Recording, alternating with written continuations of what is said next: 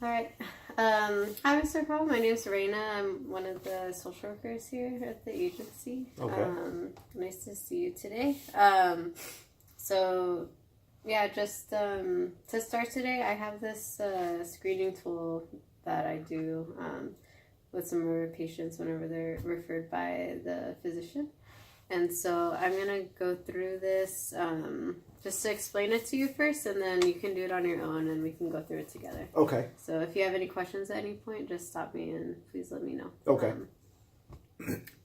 So this questionnaire is focusing just on the last 2 weeks. If you've been bothered by any of these following problems, and then not at all, several days, more than half the days, or nearly every day. Okay. So just take your time, filling that out, and then we'll go through that together. Okay.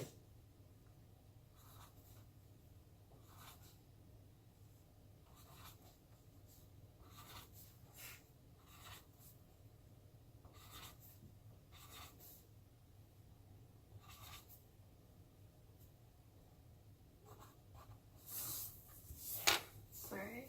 Thank you, sir. Mm-hmm.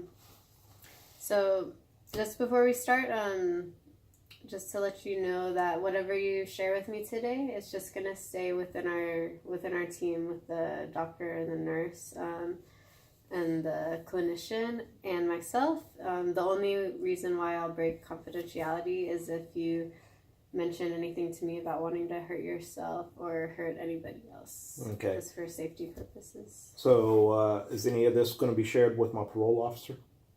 No, absolutely not. Yeah, Okay. that'll be all confidential except for Those. the reasons I Okay. mentioned. Okay. So not to worry.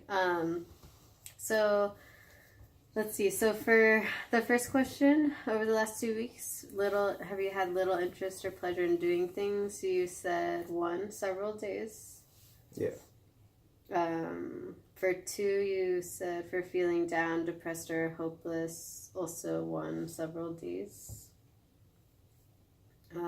Trouble falling or staying asleep or sleeping too much, you said more than half the days. Mm-hmm. And then for feeling tired or having little energy, you also said more than half the days. So for poor appetite or overeating, you said not at all, not a problem. Feeling bad about yourself or that you are a failure or have let yourself or your family down, you said more than half the days. Trouble concentrating on things such as reading the newspaper or watching television, said not at all, no problem. Mm-hmm. Moving or speaking so slowly that other people could have noticed, or the opposite, being so fidgety or restless that you have been moving around a lot more than usual. You also said not at all. Mm-hmm. And then thoughts that you would be better off dead or of hurting yourself, you said not at all. Right. And then lastly, you said, based off these problems, it's been somewhat difficult for you to do your work, take care of things at home, or get along with other people. Yeah. All right. So, could you tell me a little bit about, what's been a little difficult based off of the problems that you've marked? Well, yeah. So, I just got out of jail. Did some time. Just got out maybe about 2 weeks ago. So I'm kind of mandated to come here. It's not that I don't want to be here,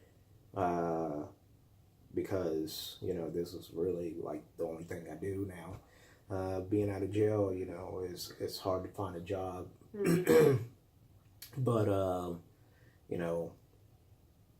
as far as letting my family down, that's why I feel like crap, because I feel that I'm not the father that they want me to be, and that weighs on me a lot, especially all the years that I had to serve in prison. I wasn't there for them, so Yeah. Well, I can tell that you're, really concerned about the well-being of your family, and that is really impacting you. So it also, it shows to me that you also are, you care a lot about your family and your loved ones. So, so it seems like they can be a good source of motivation for you moving forward from here. Yeah, I hope so, because, I fear that they don't look at me the same way. So that's got me, my mind's all messed up, because, I don't think they have the same level of respect for me. So that's why you marked the number 6 one as more than half the days. Yeah. Okay. Can you? I know that you mentioned that you don't have any thoughts about hurting yourself or being better off dead. Have you ever had thoughts of suicidal thoughts or thoughts of self-harm in the past? Well, when I first got convicted, I don't know if it was thoughts of suicide so much as thoughts of my family would be better off without me, better off with that insurance money,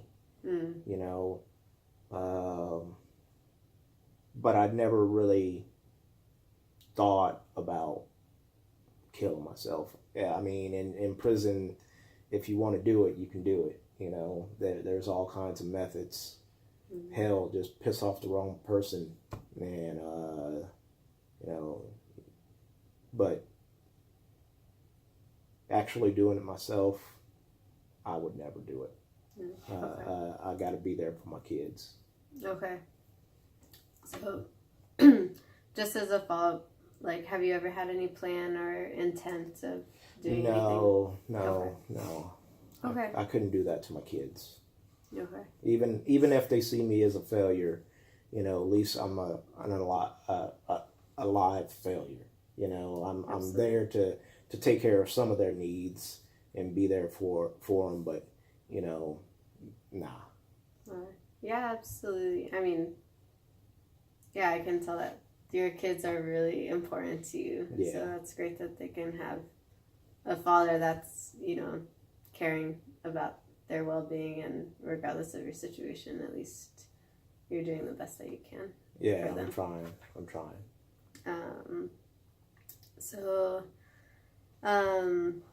As long as our time here, this is it for this time, and I'm gonna pass you off to one of the clinicians who's gonna kind of do a more in-depth assessment with you. Okay. And then, since you mentioned kind of being in this hard transition of getting out of jail and readjusting back into the community and with work and everything, we can also link you with some resources for searching for jobs or whatever you need for the next steps moving forward. Good. I welcome that. Okay, great. Well, thank you so much for your time. Thank you. Bye.